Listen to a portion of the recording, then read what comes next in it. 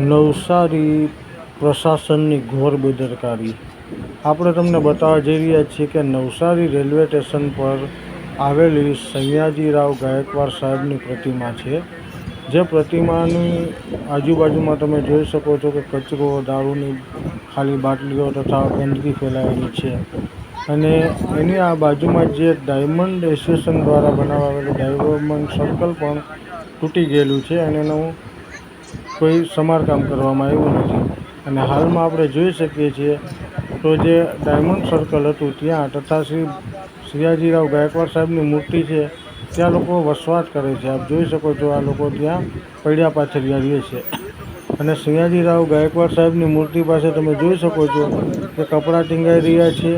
Plus મૂર્તિના પાસેના જે circle પાસે જુઓ છો તો તમે કચરો લોકો લટકાવી રહ્યા છે, કોથળીઓ ભરીને કચરાની. અને ત્યાં પણ મૂર્તિ પાસે પણ કચરો જોવા મળી રહ્યો છે, આપણે જો આ જોઈ શકો છો. અને બીજું જે અહીંયા નગરપાલિકા દ્વારા જે આ કંઈ આયોજન ફુવારાનું કંઈ કરવામાં આવેલું તે પણ હજી પૂર્ણ થયું નથી. એ તો ઠીક છે, પણ જે નવસારીના રાજા અને જેનું એક નામ છે કે ગાયકવાડી સરકારનું, તો એવા શ્રી સયાજીરાવ ગાયકવાડ સાહેબની મૂર્તિનું આ ઘોર અપમાન થઈ રહ્યું એવું લાગી રહ્યું છે. તો શું સત્તાધીશોને ધ્યાનમાં નથી આવતું?